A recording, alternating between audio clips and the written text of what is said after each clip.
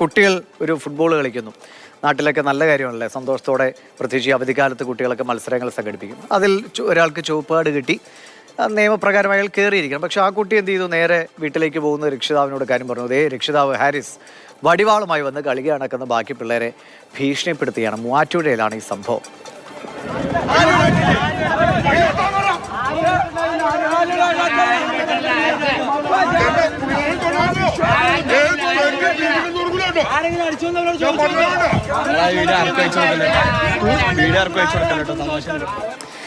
റിയയുണ്ട് കൊച്ചിയിൽ നിന്നും. റിയ, കുട്ടികൾ കളിച്ച് സന്തോഷത്തോടെ ഈ അവധിക്കാലമൊക്കെ ചെലവഴിക്കാൻ വേണ്ടി ചെയ്തൊരു പരിപാടിയാണ്. പക്ഷെ അതിലാണ് ഒരു രക്ഷിതാവിൻ്റെ അമിതമായ ആവേശം. അമിതാവേശം എന്നും പറഞ്ഞാൽ പോരാ, അതിനപ്പുറത്തേക്കാണ് വടിവാളുമായി വന്ന് കുട്ടികൾ, സ്വന്തം മകൻ്റെ കൂടെ കളിക്കുന്ന കുട്ടികളോടാണ് അയാൾ ഈ വടിവാളെടുത്ത് വീശി ആവേശം കാണിക്കുന്നത്. എന്തൊരു കഷ്ടമാണല്ലേ.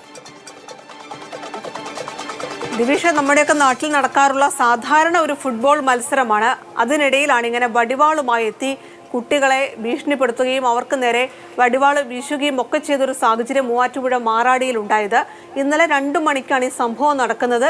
ലീഗ് നേതാവായ PM അമീർ അലിയുടെ മകൻ ഹാരിസ് ആണ് കുട്ടികൾക്ക് നേരെ വടിവാള് വീശി ഭീഷണിപ്പെടുത്തുകയും ഒക്കെ ചെയ്തത്. ഈ സംഭവം ഇങ്ങനെയാണ്. ഈ ഹാരിസിന്റെ മകൻ ഫുട്ബോൾ ടീമിലുണ്ടായിരുന്നു. അയാൾക്ക് ചുവപ്പ് കാർഡ് കിട്ടി, പുറത്തു പോകില്ലെന്ന് നിലപാടെടുത്തു. പക്ഷേ കളിയുടെ നിയമം അതാണ്, താങ്കൾ പുറത്തു പോകുന്നു, ചുവപ്പ് കാർഡാണ് കിട്ടിയതെന്ന് സംഘാടകർ ഉറപ്പിച്ചു പറയുന്നു.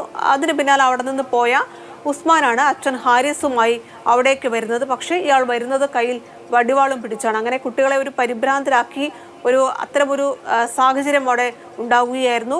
വിദ്യാർത്ഥികൾ തന്നെയാണ് പോലീസിൽ പരാതി നൽകിയത്.